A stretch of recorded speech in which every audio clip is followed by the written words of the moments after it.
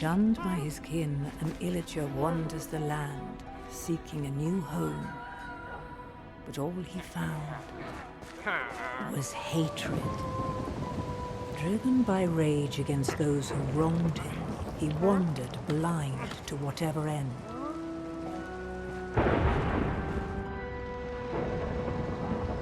Until at long last, the illager found something that would change him forever.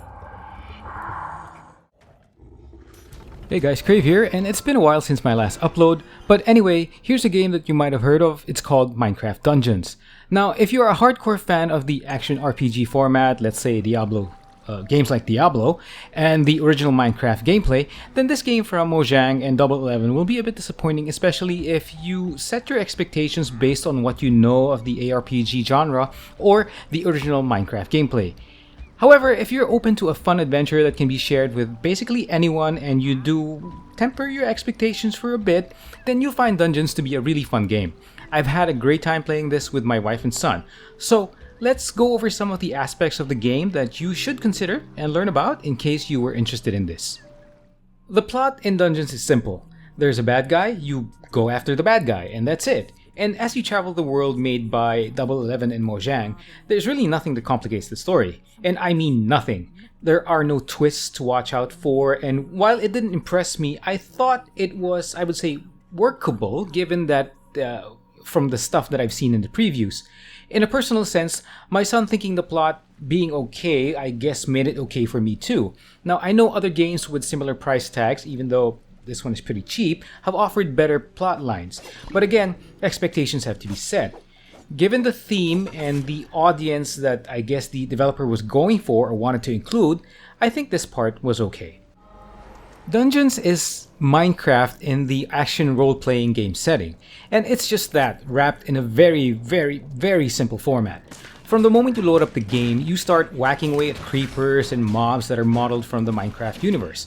My 7-year-old would recognize some of the mobs he'd see in the game, and it was funny to hear him calling them out while we were playing. In a sense, it was a relief because we were both playing it, that nothing in Minecraft Dungeons is complicated. You move around in this isometric view of the world, and you either melee or attack enemies from range. The variety of attacks comes from the artifacts you find in the game, or the enchantments you put into your gear. Now we'll get into that later.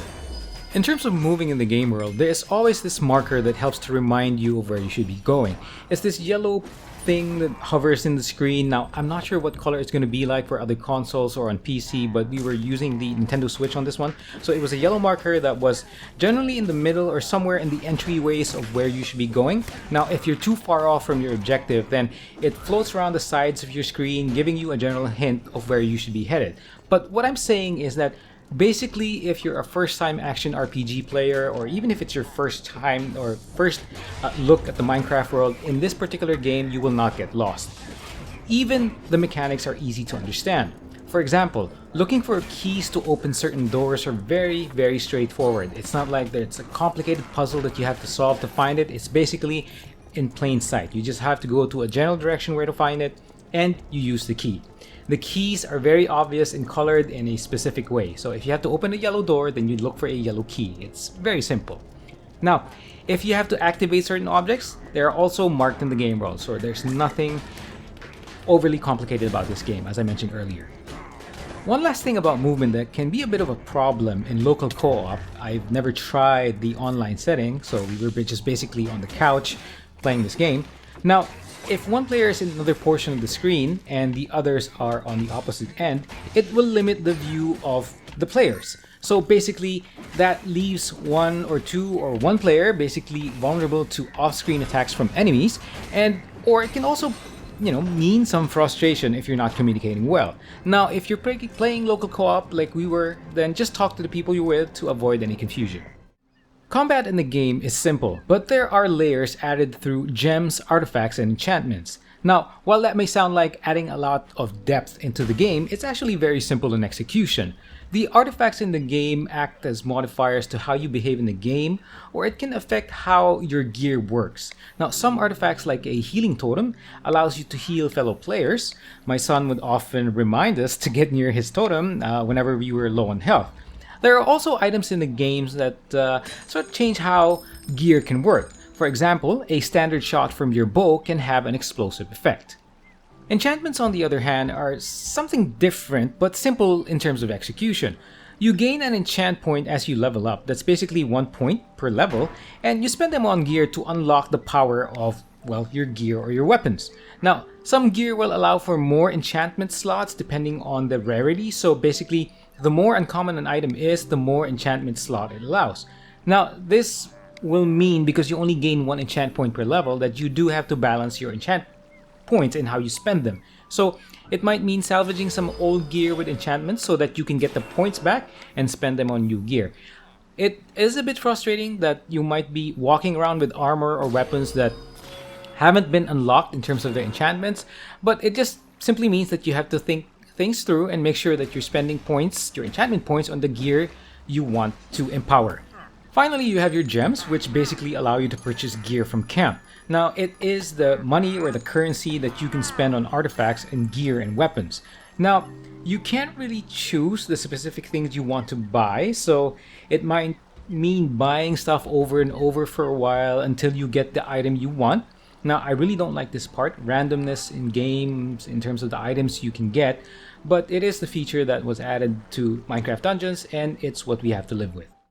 This part will be short, and I'll be honest, I'm not really a fan of the format, but I guess I could see the charm that it offers. I mean, I can see the visual appeal of Minecraft and other games like Roblox, but it's really not my thing, at least graphically. Still, for Dungeons, the graphics, yeah, it works to make your gear look unique and your character stand out. You can't really customize the first character or the character you play in the game. I mean, you only choose a skin at the start. But yeah, it's unique enough, and when there's so much happening on screen, so much action, fighting going on screen, you don't really get lost looking for your character. And I guess that's pretty important, even if the characters are, at least, I'll just use the word different compared to my personal taste. So the effects in Minecraft Dungeons looks good for the format it uses. Now, in terms of the audio, the voiceover, and the music, again, it's Minecraft, so the audio matches the gameplay. Although I will say this, that the cutscenes and the voiceover in the cutscenes were done pretty well. They remind me of a certain movie, but yeah, I like the cutscenes a whole lot. The gameplay, well, audio-wise, it's what you would expect from Minecraft. So basically, in summary, Minecraft Dungeons is a solid game.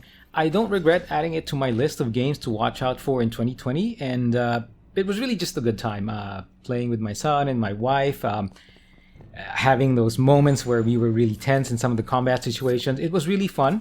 Now, all I can say is that Minecraft, while I don't appreciate some aspects of it, like its graphics, the gameplay was solid. It was just that. And it's a cheap game that offers straight up gameplay with, like I said, some family-friendly elements mixed in. I had a lot of fun with my family and our first playthrough, and I think this is something everyone can enjoy. In any case, thanks for checking this out, guys. I'll talk to you soon.